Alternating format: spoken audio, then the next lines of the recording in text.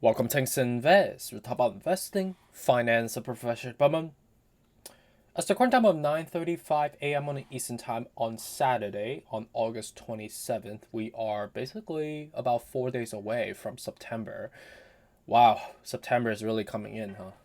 Respect to Ethereum, $100,494, about 0.91% so far.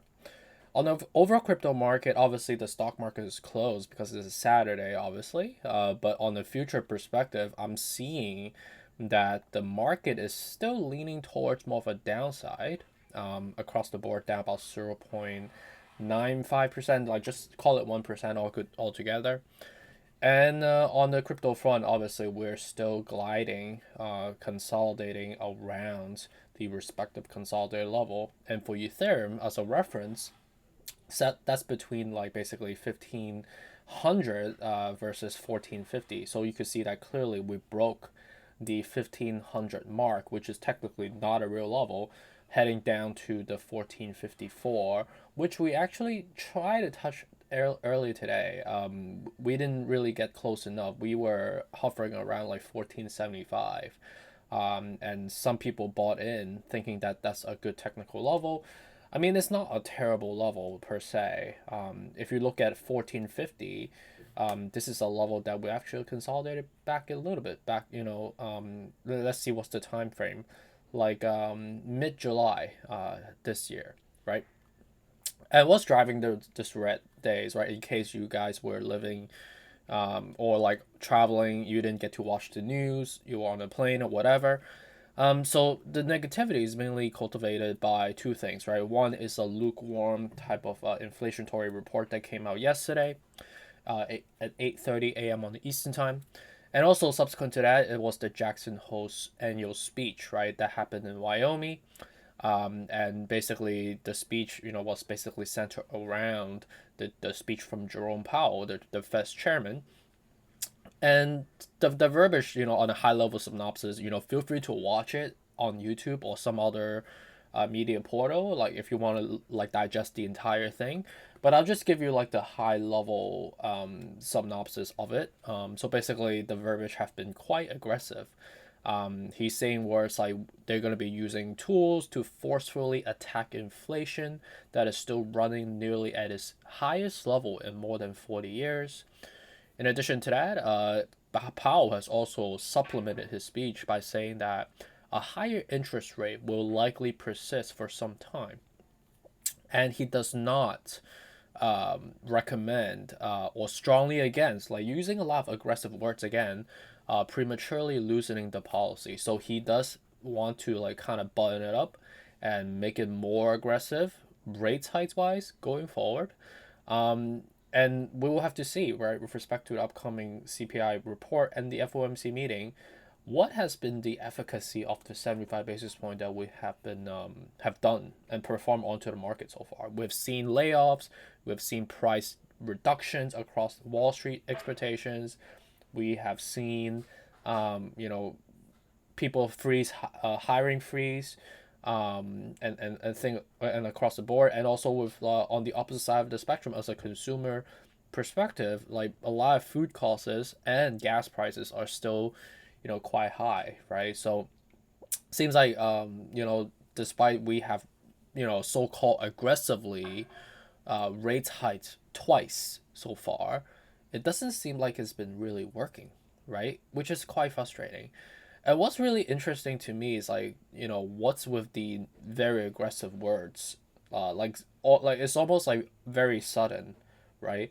Is Jerome Powell like, is he an actor, a very seasoned actor in the politics side of the spectrum, and he's working with his fellow actors and actresses that worked in the feds onto maybe manipulating the market, right? Like he's responsible for, saying the key words, the buzzwords that he's saying, right?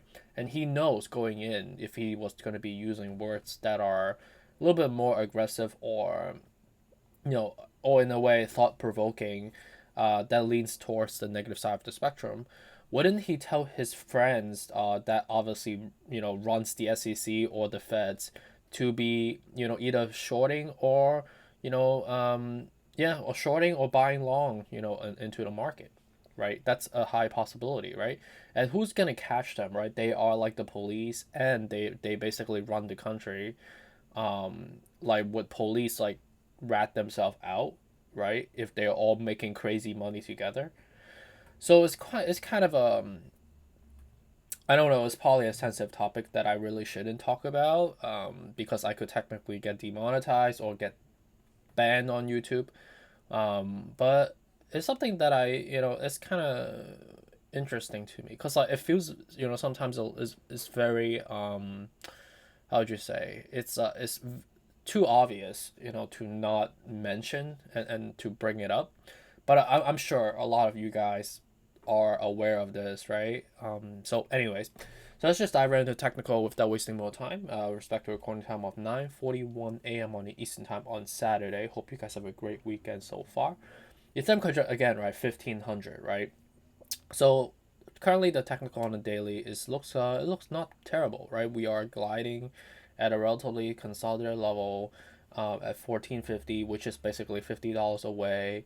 So buying at 1450 is actually not a terrible idea. But if we see, let's say, more negative news, right?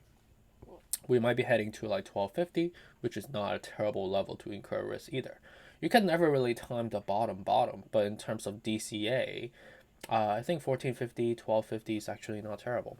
But on the weekly, let me just take a look. It looks quite bearish. So seeing lower levels than current level is actually very logical. And at the same time, on the RSI scale right now, we are at the 40 out of 70. So just at the cusp of breaking through. If we break through, we're going to head down to a lower level of 30, right? And then on a monthly, you can see that large separation. So it's quite bullish, like in Q4, I would say, or even Q1, depending on what time frame you're talking about. So again, right, daily looks quite bullish. Weeks is quite bearish, but not in the most severe form. It's like a moderate form. So we might see some more lower levels, but we might see like a near term type of surge for, because of a rebound from, obviously, last week has been, no, or this week, right? This week is still continuing. Has been relatively negative so far, right?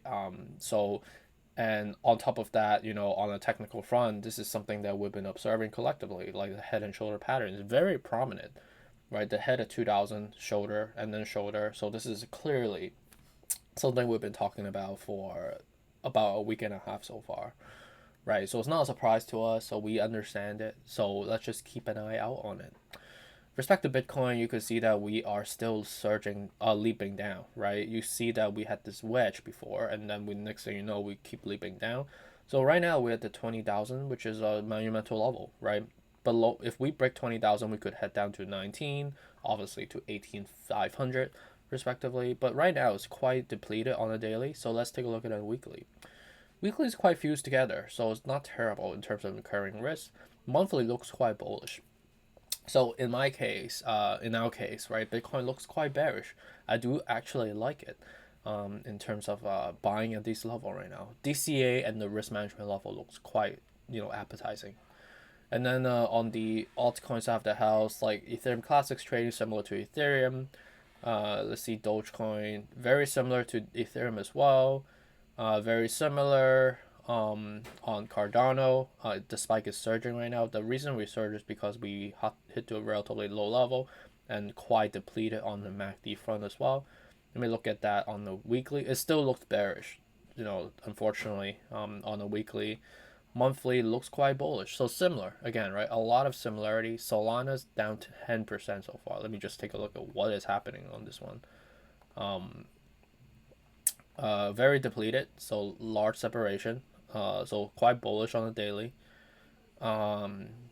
Weekly is quite separated, right? So you could see that we need to kind of well, we're crossed up, so we need to cross down and then cross up again, right? So it's quite bearish.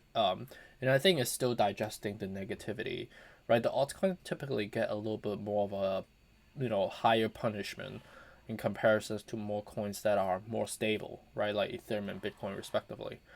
XRP, similar, I would say, in terms of the momentum that is trading compared to Ethereum. Dogecoin, I mean, not Dogecoin, Polkadot, very similar as well. Algorand, yep, very similar. Shiba Inu, let me take a look at that on a daily. Interesting. Yeah, it's not really showing the RSI for some reason. Yeah, I would say it's quite similar. But yeah, so a lot of the altcoins are trading very comparable to Ethereum for some reason. MACD's up 6% so far. Yeah, it's a lot of micro-driven affectation as well. But again, right, daily it looks quite bullish. Weekly looks bearish. But weeks and months out, right, is still quite bullish from here. And then lastly for AVAX, yeah, similar to Ethereum, to be honest with you. So it's quite similar across the board. Okay. Well, have a good day. I hope you guys, enjoy this quick recap and quick updates on the crypto front. And check out our Patreon with the updates. And yeah, with respect to the trades that like Nancy Pelosi or like some other politicians are trading, obviously they know something we don't, and they obviously know information that get released before we do. I'm pretty sure they probably work together, right? And it's like a secret society that they have on exchanging information before it releases, right? Because these are they are like the government, the SEC, and they could play God if they want to be, right? They do run the money, and if contingent on Jerome Powell on his ethical support or unethical support, they could make crazy money just by doing it. And also like with the third party degrees of separations, fourth party degrees of separations, they could tell their cousin's friend's husband to be buying stocks because of news that they get, right, via a text or like via just like a piece of paper that they pass on, right? So it's very hard to track, right, in terms of insider trading. But I think we're seeing some of the biggest you know insider trading activities ever. So that's crazy, right? I mean, it's speculations, but I don't want to, but it seems very, fairly obvious, right? So appreciate you. Have a good day and take care. Bye.